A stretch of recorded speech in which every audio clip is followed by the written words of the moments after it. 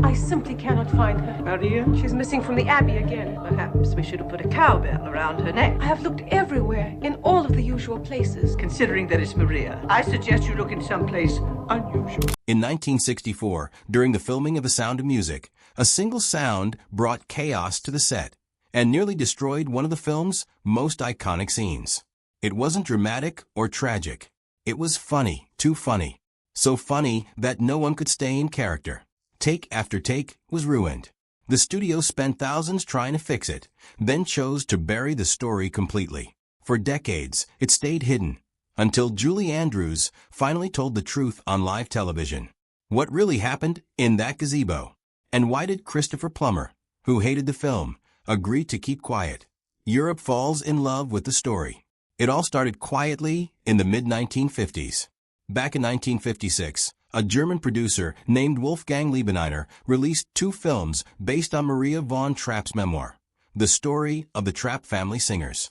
The first was Die Trapp Family, and it was followed by a sequel a year later.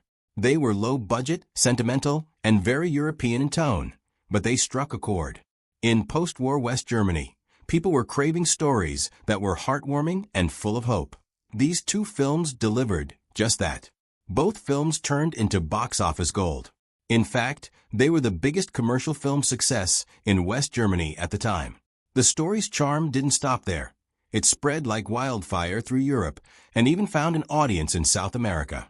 People across different languages and cultures connected with the image of a musical Austrian family standing up to the Nazis and choosing love over fear.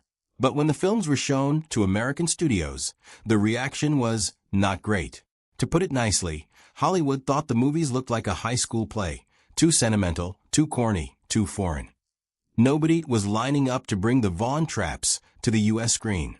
That is, until a man named Vincent J. Donahue stepped in. Donahue was no ordinary director. He had just won a Tony Award and had a sharp eye for stories that could move people. Paramount sent him to scout out new projects, and he happened to screen the German Trapp family movies. At first, he had the same reaction everyone else did, clumsy and awkward. But then something unexpected happened. Beneath the low-budget production and outdated style, he saw something real. The story had soul. It had heart. And Donahue said something no one had dared to say before. You can't make this a film. You have to turn it into a Broadway musical for Mary Martin. That one sentence flipped the switch and triggered a chain reaction that would lead to one of the biggest musicals in history. But none of it would have happened if Maria von Trapp hadn't made a very unusual, and some might say terrible, business decision years earlier. The $9,000 deal. Maria von Trapp was no Hollywood insider. She had no agent, no lawyers looking out for her. She was just trying to support her family. So, when German filmmakers came knocking in the early 1950s asking to buy her life story, she said yes for a one-time payment of just $9,000. Now, that might sound small, and it was. Even in 1950s money, it wasn't much. Adjusted for today, it's about $104,000. Not bad for a quick deal, but a tiny fraction of what was coming down the line. And to make things worse, Maria had unknowingly signed away more than she realized. Hollywood came calling later, offering to buy the title of her book, hoping to skip the rights issues and just adapt a story inspired by it. But Maria stood her ground. She insisted that if her family story was going to be told, it had to be told truthfully and in full. No cherry picking. By the late 1950s, Mary Martin, the biggest Broadway star of the era, and her husband Richard Halliday were determined to bring the Von Trapp story to the stage. But there was just one problem. No one knew where Maria was. As it turned out, Maria von Trapp was deep in the jungles of Papua New Guinea, doing missionary work with Father Franz Wasner, the family's longtime musical director. They had no phones, no internet, just handwritten letters. And those letters? Maria didn't even open them. Every time they arrived at a new mission post, a pile of mail would be waiting, often with letters from some couple in America trying to talk to her about Broadway. She tore them up. Literally. Maria wasn't interested in showbiz. She was focused on serving people in remote villages, running clinics, teaching music, and living simply. Broadway was the last thing on her mind. But then something unexpected happened. When Maria and Father Wozner finally returned to the U.S. by ship, they docked in San Francisco. And waiting for them at the pier was none other than Richard Halliday. He handed Maria 2 tickets to see his wife perform in Annie, Get Your Gun. Maria agreed to go, probably just to be polite. But what she saw on that stage blew her away. Mary Martin was charming, powerful, and magnetic. Maria was moved, but still had bad news to deliver. She explained she had already sold the film rights to the Germans years ago. That door was technically closed. Still, she gave the couple a surprising green light. "You're welcome to give it your best shot," she told them. That one chance, one casual okay for Maria, would kick off one of Broadway's biggest legends. The gamble that paid off. When producers first got serious about turning Maria von Trapp's life into a stage musical, they had a very different plan. The idea was to mix traditional Austrian folk songs, like the real tunes the Trapp family sang in concerts, with just a few new songs to help tie the story together. Think a little Broadway flavor sprinkled over old European charm. But when they approached Richard Rodgers and Oscar Hammerstein to write just 1 or 2 songs, the legendary duo didn't hold back. Rodgers and Hammerstein basically said, "Thanks, but no thanks. Either we write the whole thing, or we're out." They didn't want their work clashing with old Austrian ballads. It was all or nothing. And that moment changed everything. The producers hit pause. Rodgers and Hammerstein still had to finish Flower Drum Song, so the new project was shelved temporarily. But when they finally returned to the Von Trapp story, they rewrote the entire concept from scratch, with all original songs. And not just any songs. We're talking about classics like My Favorite Things, Do Re Mi, Edelweiss, and Climb Every Mountain. Songs that the world still sings today. Then came opening night, November 16, 1959. The curtain rose at the Luntfontein Theater on Broadway with Mary Martin as Maria and Theodore Bikel as Captain Von Trapp. The production cost $400,000 to stage, a hefty budget back then. But the buzz was electric. Ticket sales exploded, eventually raking in over $232 million in advance bookings alone. Let that sink in, over $232 million, before most people had even seen the show. Mary Martin barely took a day off. She only missed 1 performance in the entire run. The show ran for 1,443 performances, nearly 4 years, before closing in June 1963. But by the summer of 1960, something else started heating up. A bidding war for the movie rights. Studios knew this wasn't just a hit, it was a phenomenon.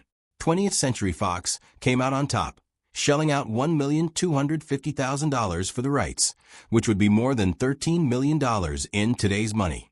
That was a shocking number, especially for a studio in deep trouble. Why? Because Cleopatra, Fox's previous big-budget epic, had nearly destroyed them. It went $15 million over budget and took down careers with it. Fox was bleeding money, so when they bought the rights to The Sound of Music, people thought they were crazy. But the contract had one sneaky little clause. If the film made more than $12.5 million, Rodgers and Hammerstein's estate would get 10% of the profits. Co-writer Howard Lindsay literally laughed at it. He didn't think the movie would get anywhere near that number. He couldn't have been more wrong. And now we get to one of the biggest what-ifs in Hollywood casting history. Julie Andrews' revenge. Hollywood's big mistake. By the early 1960s, Julie Andrews had already conquered the stage. She was beloved for her role as Eliza Doolittle in My Fair Lady on Broadway. Her voice was stunning, her charm undeniable. But when it came time to turn My Fair Lady into a film, Hollywood turned its back on her. The studio heads said she wasn't camera ready. In other words, they thought she wasn't glamorous enough for the big screen. So instead of casting the woman who made the role famous, they chose Audrey Hepburn, a move that stunned Broadway fans. Audrey was elegant, sure, but she couldn't sing like Julie. In fact, most of her songs in the film had to be dubbed. Julie was devastated. She had carried My Fair Lady for years, only to be passed over at the biggest moment. It was the kind of snub that could have ended a career. But fate had other plans. Around that same time, director Robert Wise was looking for someone to play Maria von Trapp in The Sound of Music. He wasn't convinced Julie was the right fit, until someone at Disney showed him an early cut of Mary Poppins. The film wasn't even finished yet. But just a few minutes in, Wise turned to the screenwriter and said, "Let's sign her, before anyone else does." Julie was offered the role of Maria for a flat fee of $225,000. In today's money, that's about $2.28 million. It was a decent paycheck for a rising star, but here's the catch. There were no royalties, no bonuses, and no box office cut. Once she cashed that check, that was it.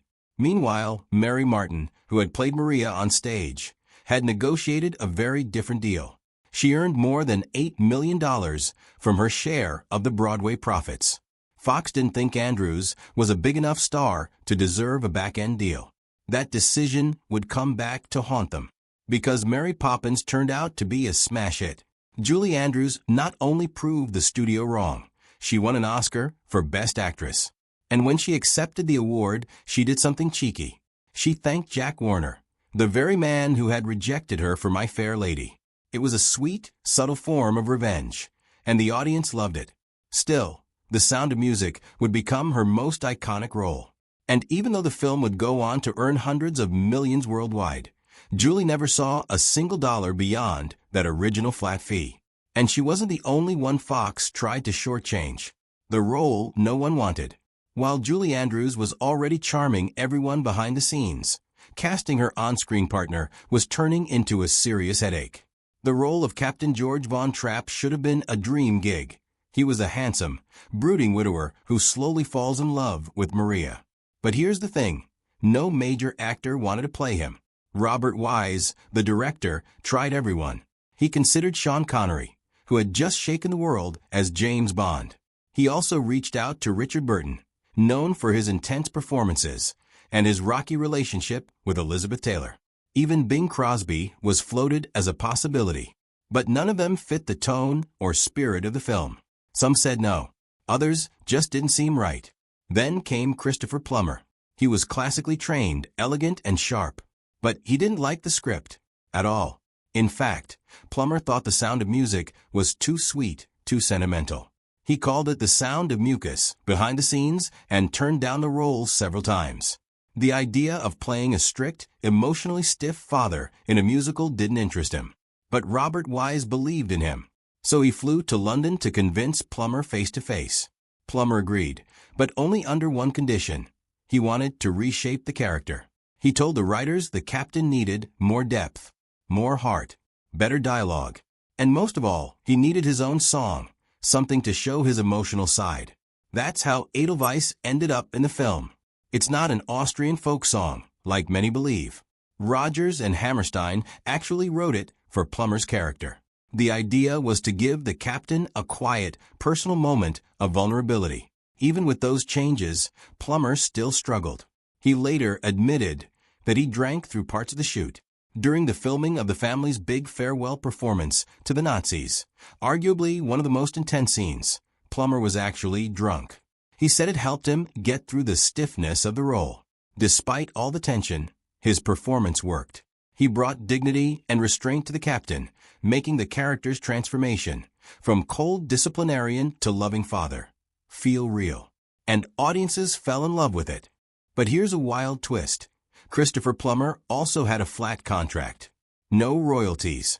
No back-end deal. Just like Julie Andrews, he walked away with a set paycheck. As the film went on to gross over $286 million around the world, both stars watched from the sidelines, cheered, but did not receive beyond what was agreed on. And while the adults were dealing with contracts and rewrites, the younger cast members were about to face their own chaos. Liesl, Friedrich, and the future stars. The search for the Von Trapp children was anything but simple, and the competition was fierce. Take the role of Liesl, the oldest daughter. Believe it or not, a young Mia Farrow auditioned 3 times. She was only 20, still fresh-faced and delicate. The casting team's notes were blunt. Sweet, but no spark. Not enough energy. Can't really dance. That was that. Farrow was out. Ironically, the woman who did get the part, Charmian Carr, was actually 21. Not years old. 21 years older than Farrow. Yep, Carr was cast to play 16 while already in her 20s. But she had something Farrow didn't. this confident glow and graceful charm that lit up every room. Losing out on The Sound of Music may have stung for Farrow, but it opened the door to something even bigger. Just a few years later, she'd terrify the world in Rosemary's Baby, and her Hollywood path would never be the same. As for Friedrich, the second oldest child, one of the actors who auditioned was Kurt Russell. Yes, the same Kurt Russell who would later become an action star. Patty Duke and Terry Garr also threw their names in. But in the end, the role went to Nicholas Hammond, a thoughtful, 15-year-old kid with a calm intensity the director loved. Years later, Hammond made history in a whole new way. He became the very first live-action Spider-Man on television in 1977. The rest of the Von Trapp kids? They were handpicked after grueling auditions. The casting team searched for weeks, sometimes months, until they found just the right faces, voices, and personalities.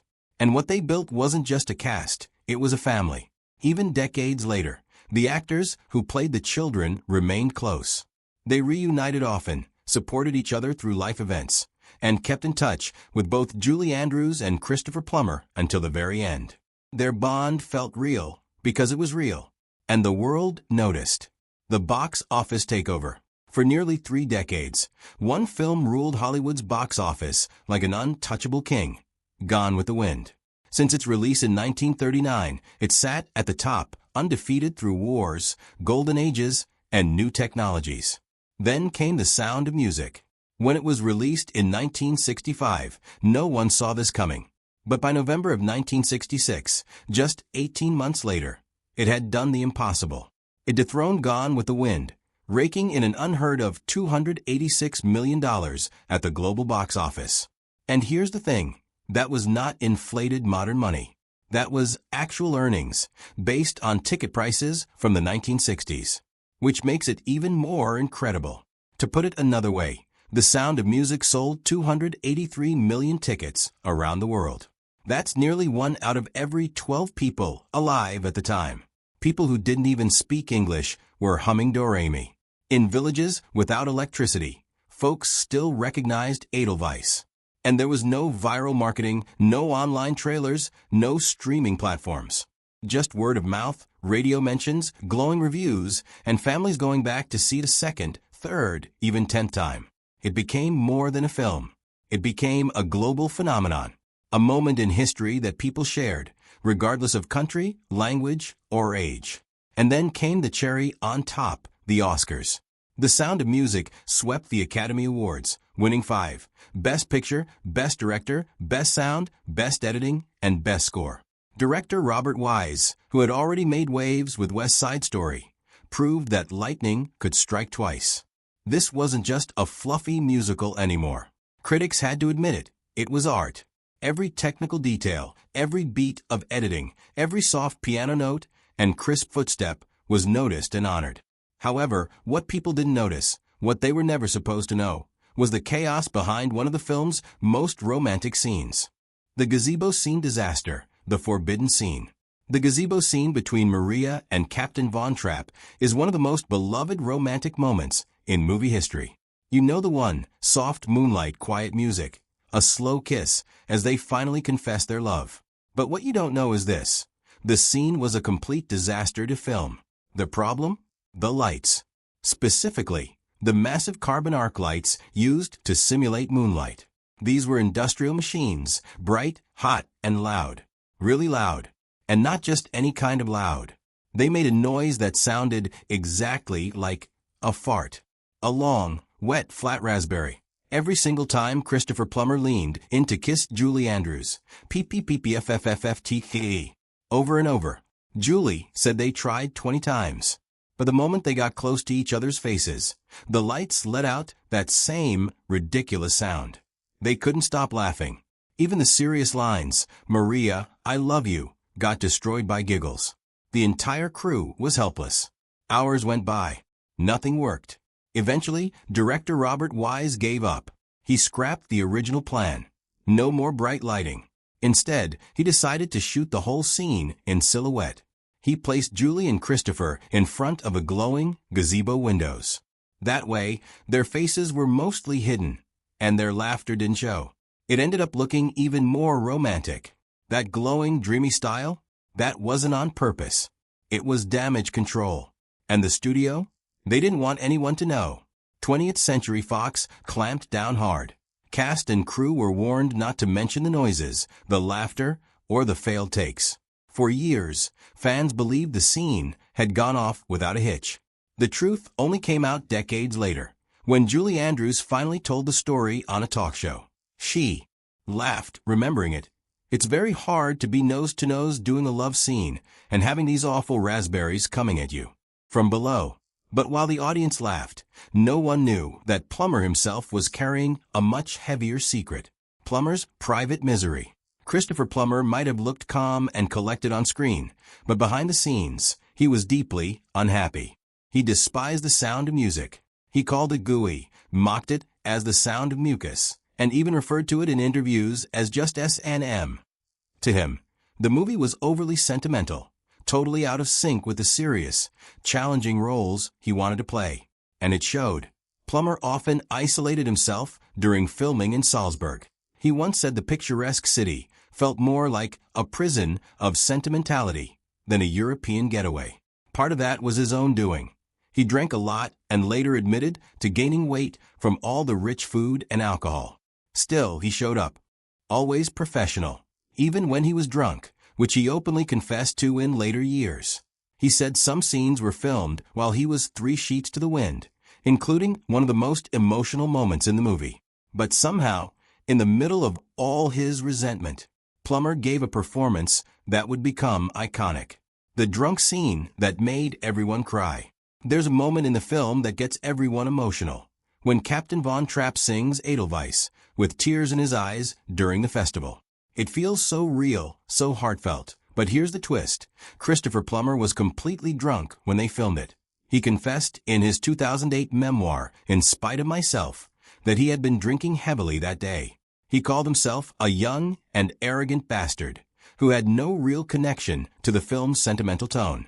And yet, he managed to deliver a performance that moved millions.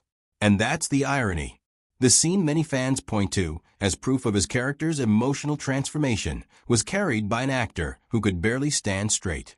Hollywood magic at its finest or its most bizarre. But that wasn't even the biggest blow to his pride. The voice that wasn't his. You know those scenes where Captain Von Trapp sings? Yeah, that's not Plummer singing. At least, not most of the time. Turns out, the high notes and extended vocal parts were performed by Bill Lee, a professional singer who also did vocals for Disney movies like Sleeping Beauty and Mary Poppins. Plummer's speaking voice was used for transitions and dialogue, but when the real singing kicked in, especially in Edelweiss, Lee took over. Plummer was furious. He felt the decision undermined his performance. But the producers didn't think he could pull off the vocal demands, and they weren't taking chances. Ironically, most fans never noticed. Lee's voice blended so seamlessly that people still believe they're hearing Plummer sing. By the time the movie came out, Plummer was so annoyed he could barely say the film's name without an eye roll. But decades later, he admitted the film had charmed him in the end. It just took a few decades and a lot of time away from a spotlight for him to see the impact it had on the world. And while Plummer was quietly battling his own demons, things on set were getting dangerously real for others too. The day little Gretel almost died. Filming in Salzburg wasn't just emotionally draining, it was physically dangerous. During the boat scene, where the Von Trapp children fall into the lake, 5-year-old Kim Carruth, who played little Gretel, nearly drowned. Here's what really happened. Just before shooting, the crew informed Julie Andrews that Kim couldn't swim. So the plan was for Andrews to fall toward the child when the boat tipped and grab her immediately. But when the boat flipped, everything went wrong. Andrews fell backward, away from Gretel. Kim slipped under the water twice before another actor jumped in to pull her out. She ended up vomiting from swallowing lake water and developed a fear of swimming that lasted for years. Even Julie Andrews was shaken. She later called the incident one of the scariest moments on set. But Gretel wasn't the only one who took a hit filming those now iconic scenes. The magical opening scene that slammed Julie Andrews into the ground. We all remember it. Julie Andrews, arms outstretched, twirling through a green alpine meadow, as the camera soars above her. It looks peaceful, joyful, like something out of a dream. But here's what the audience didn't see. To get that sweeping aerial shot, a helicopter had to fly just 20 feet above her. Each time it circled around, the wind from the blades slammed Andrews flat into the grass. She was knocked over again and again, at least 6 or 7 times, and had to keep getting up, brushing off dirt, and smiling like nothing happened. She later joked in interviews that she was almost launched into Austria. The scene looked magical, but filming it felt like a full body tackle from the sky. A beautiful disaster in Salzburg. Filming in Salzburg looked like a dream. Rolling hills, perfect meadows, fairy tale castles. It was the ideal setting for a musical. But behind the beauty was a nightmare. The original budget for the film was $8.2 million, already expensive for the mid-1960s. But no one warned the crew that Salzburg had some of the worst weather in Europe. 1964 turned out to be one of the wettest years on record. Director Robert Wise thought they could wrap up location shooting in 6 weeks. It ended up taking 11. Rain delays brought everything to a standstill. Over 250 cast and crew members sat around in soggy clothes, wasting time and burning through the budget. The cost of hotel rooms, equipment repairs, extra meals, and rising wages made the studio executives sweat. Fox was already reeling from the disaster that was Cleopatra, and now this cheerful little musical was threatening to blow up just as badly. One studio insider even whispered, "This movie might be the end of us." But there was one more unexpected shakeup that made things even riskier. The director who walked away. Long before Robert Wise was hired, the legendary director William Wyler was supposed to lead The Sound of Music. In early 1963, he even quit his spot on Fox's board to avoid a conflict of interest. That's how serious it looked. But Wyler had doubts from the start. He didn't like the stage musical. He didn't feel connected to the script. Even when he flew to New York to see the Broadway show, he left confused. The songs didn't feel natural to him. They just didn't fit the story. He said there was something else too. Wyler was losing his hearing. It made directing a musical even harder. His wife could see it clearly. He just wasn't into it. So Wyler began quietly looking for a way out. He needed a clean break, something that wouldn't raise suspicion. That's when producers offered him The Collector, based on the John Fowles novel. Wyler read the script and instantly knew this was more his style. Dark, twisted, psychological. He asked the Zanuck family, who were running the studio, to release him from his Sound of Music contract. The official story? Scheduling conflicts. That's what the press was told. That's what Fox repeated. But the truth was, Wyler ran the other way. And that left the door wide open for Robert Wise, who stepped in late 1963 to pick up the pieces. Thanks for watching, fam. If you enjoyed this video, be sure to like and subscribe to our channel. Check out the next video that pops up on your screen.